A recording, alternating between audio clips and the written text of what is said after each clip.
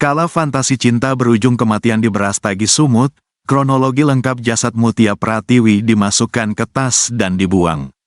Misteri kematian Mutia Pratiwi, 26, yang jasadnya dimasukkan ke dalam tas dan dibuang di Brastagi, Kabupaten Karo, Sumatera Utara, Sumut, pada tanggal 22 Oktober lalu, akhirnya terungkap. Seorang pengusaha di Siantar, Yofrisko Johan, 36, ditetapkan sebagai pelaku utama oleh Polda Sumut. Usut punya usut, kematian tragis Mutia Pratiwi ternyata dilatari fantasi Yofrisko Johan. Korban Mutia Pratiwi mengalami sejumlah luka dan akhirnya meninggal dunia. Antara lain, luka di bagian kepala yang mengakibatkan pendarahan, dan 2 tulang rusuk bagian kiri patah. Polisi telah menangkap 5 orang terkait kematian Mutia Pratiwi. Sementara 2 orang tersangka lainnya kini masih diburu. Kelima tersangka yang ditangkap adalah 1. Yofrisko Johan sebagai pelaku utama. 2. Sahrul sebagai orang yang membantu membuang mayat. 3. Edi Iswadi sebagai orang yang membantu membuang mayat. 4. Oknum polisi Jeffrey Hendrik Siregar dari Polres Siantar, sempat dipanggil pelaku utama dan mengetahui ada mayat, tapi tidak melapor ke atasannya.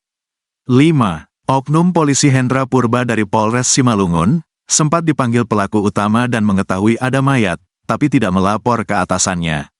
Sementara 2 orang lainnya, PS dan MRX masih diburu. Keduanya berperan membawa dan membuang secara langsung mayat Mutia ke Kecamatan Brastagi, Kabupaten Karo. Direktur Reserse Kriminal Umum Polda Sumut Kombes Sumaryono mengungkap, Mutia Pratiwi meninggal akibat dianiaya Yofrisko Johan saat berhubungan pada Minggu tanggal 20 Oktober. Hasil pemeriksaan kepolisian, tersangka Yofrisko memiliki kelainan. Setiap berhubungan dengan korban, selalu disertai kekerasan baik menggunakan tangan maupun alat. Keduanya disebut menjalani hubungan spesial sebulan belakangan dan tinggal satu rumah, setelah korban bebas dari penjara karena terlibat narkoba. Motif pembunuhan ini adalah korban, sebelum berhubungan dengan pelaku utama biasanya melakukan kekerasan secara fisik, kata Kombes Sumaryono. Atas perbuatannya, Yofrisko Johan dikenakan pasal 351 ayat 3, dan ancaman 7 tahun penjara. Sedangkan tersangka lainnya dijerat pasal 221 junto 55 KUHP, termasuk junto pasal 351 ayat 3, karena turut serta membantu membuang mayat.